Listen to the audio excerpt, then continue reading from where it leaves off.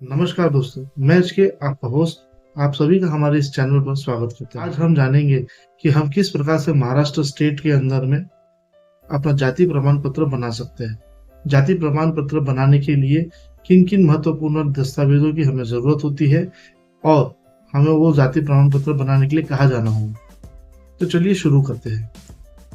दोस्तों, किसी को भी अपना जाति प्रमाण पत्र बनाने के लिए अपने नजदीकी सीएससी सेंटर, महा ऑनलाइन सेवा केंद्र के अंदर में जाकर के या फिर सेतु सुविधा केंद्र में जो कि शासन द्वारा चलाया जाता है, आप जाकर के यहाँ से अपना दस्तावेज बना सकते हैं। जाति प्रमाण पत्र बनाने के लिए आपको तीन चार अलग अलग प्रकार के दस्तावेजों की जरूरत होती है। इसमें सबसे पहला महत्वपूर्ण है आपकी पहचान का पत्र। पहचान का पत्र बनाते समय एक बात ध्यान रखिए कि जब आप पहचान का पत्र बनाते हैं तो उसके लिए आपको महत्वपूर्ण 3 डॉक्यूमेंट आप जोड़ सकते हैं, जैसे कि आपका आधार कार्ड, आपका वोटिंग कार्ड या फिर आपका पैन कार्ड। तो सबसे महत्वपूर्ण दूसरा जो दस्तावेज है वो है आपका एड्रेस प्रूफ। एड्रेस प्रूफ मतलब आपके पते का पुरावा। उसमें आप जोड़ सकते हैं अपना राशन कार्ड, अपना इलेक्ट्रिक बिल, अपना घर टेस्ट या फिर अपना आधार कार्ड। आधार कार्ड भी आपके एड्रेस प्रूफ के रूप में काम करता है।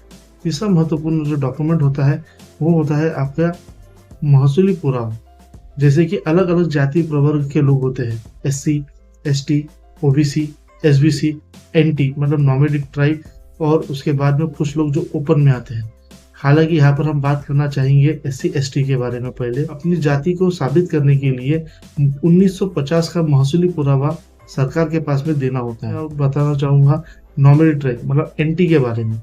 NT कम्युनिटी में ABCD मतलब अ ब क ड ऐसे प्रवर्ग है, और VJNT मतलब विमुक्त जाति भटक्या जमाती यह प्रवर्ग है। इन सभी प्रवर्गों के लिए आपको 1961 का मानव दिनांक मतलब महसूली पुरावा साबित करना होता है, सादर करना होता है। OBC और SBC के लिए शासन मान्य जो वर्ष है वो है 1967 महाराष्ट्र राज्य के अंदर।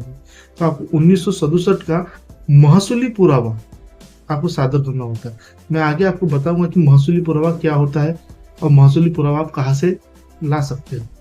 महसूली पुरावा मतलब आपका स्थानिक रहवासी पुरावा, वो भी उस समय का जब आपको शासन ने मान्यता प्रदान की थी, आपके प्रवर्ग को मान्यता प्रदान की थी। जैसे SC ST के लिए वो 1950 है, OBC के लिए वो 1967 है और नॉमिनेटेड ट्राइब के लिए 1961 है। तो उसी प्रकार से आपको पुरावा सादर करना होता है। याद रखिए दोस्तों, जब भी आप पुरावा सादर करते हैं तो वो महसूली पुरावा तभी कहलाया जाएगा जब वो किसी जमीन या अधिवास से जुड़ा हुआ होता है। मतलब आपकी जमीन की रजिस्ट्री, आपका कोई ऐसा डॉक्यूमेंट जो कि आपका मेंटेनेंस खसरा हो, कोतवाल प्रत हो, या ऐसा जो कि बहुत ही पुराना भी है और साथ ही साथ आपके महाराष्ट्र में अधिवास को प्रमाणित भी करता है। ऐसा महसूली पुरावा आपको सादर करना होता है हमारे महाराष्ट्र शासन के सामने। इसके अलावा आपको एक एफिडेविट भी करना होता है और साथ ही साथ आपका लाइव फोटो और पासपोर्ट फोटो भी आपको साथ में लेके जाना होता है। तो चलिए एक बार संक्षिप्त में हम जान लेते हैं। आपको पहचान का पुरावा चाहिए, Aadhaar card, voting card, PAN card में से कोई है।